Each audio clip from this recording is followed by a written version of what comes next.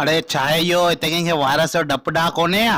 सभु ॿुधो पंज थी विया अथव बासण उॾायो बासण उॾायो बासण उॾायो। आई त मुंबड़ा जी कारी मथे ते मस्त बातो थी चांदी जो मगो। छाचे? अरे लॻो लॻो इन जो पेड़ लॻो। पागल माण्हू आहिनि सफ़ा।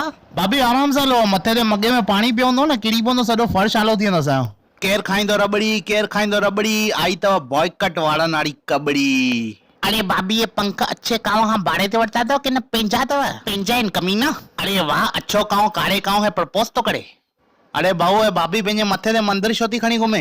हाँ मंदिर मंदिर मथे ते खणी छो था घुमो भाभी? चवनि था न भगवान जिन सां गॾु हूंदो हुनखे वायरस नथो अचे, इन करे मां मंदिर ई पाण सां गॾु थी खणी घुमां। भाभी हेॾे अरे अगरबत्तियूं त ॿारियो घटि में घटि। चयो मैं अगरबत्तियूं खणी घर में। कहिड़ो इहो कपिड़ो था चओ? हाँ मिली वेंदो न, मिली वेंदो सेट, मिली वेंदो इहो कपिड़ो। बिंट बीहो न भाभी, ॿुधो। अरे बाप रे कहिड़ो जानवर आहे भाभी। ये सूअर जा वार जेके लॻाया अथव त पटियवसि त हुन कुझु कयांव न तव्हांखे। तोखे लॻे थो हिनखे ॾिसी सूअर जी हिमत थी हूंदी? सूअर पाण लाइ ॾिना हूंदा न। यार तूं बि न बेइज्जती थी करां, चयो मैं ये वार न पाया। यार ईअं छो चवंदो आहे तूं? यार पानी पूरी न रखी अथऊं या छा? चाइनीज़ 200 पाव भाजी। अरे यार हेलो ॿुध रेनू जीजो बीठो थी साम्हूं, न ॾिसजांसी। भाऊ भाभी ॿियो कुझु न मिलियो आहे? फ्रिज जा कवर पाया आई आहे। केरु चए हिननि खे? फ्रिज जे कवरनि में चुड़ैल थी लॻे। केरु आहे? छॾियोसि, कमीनी हुई हिकिड़ी। अरे बुढ़नि खे न निकिरणो आहे घर मां, सम्झ में नथी अचे ॻाल्हि तव्हांखे? लॻाए त पुलिस खे त फोन लॻाए। हे पाण बि मरंदा असां बि मारींदा।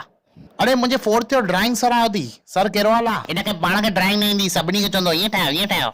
अरे कोरोना वायरस स्वयं पाण। ओ काड़ा जल्दी कर वञ, इंडिया वारनि जे हथ अची वञे, एॾो मारींदे पहिरियों ई ॾिसण नथो अचे। अरे भाभी ओ विग किरी पियव तव्हांजी? उई विग न पाईंदी आहियां मां। सभु पंहिंजा पंहिंजा कपिड़ा कढो भाई, बांडी वारियूं आयूं अथव। किलो या घणा ॾींदव भाभी? अरे कम वारी खपेव कंहिंखे? खाली जाम कारी अथव, घर में ॿार ॾकी वेंदव। ओए छो आई हिते?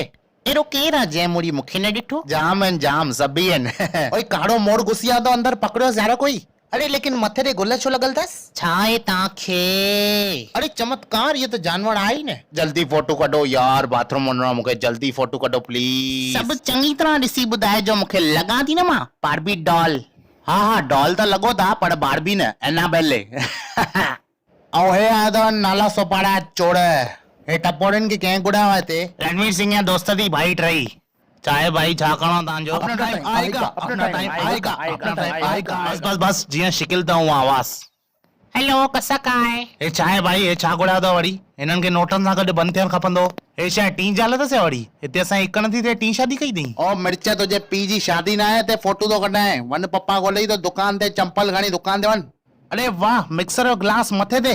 भाभी तव्हां केॾी महिल बि जूस कढी सघंदा हूंदव जेको वणे। मुंहिंजो फोटो कढो न, मुंहिंजो फोटो। रोल ख़तम थी वियो भाभी, रोल ख़तम थी वियो।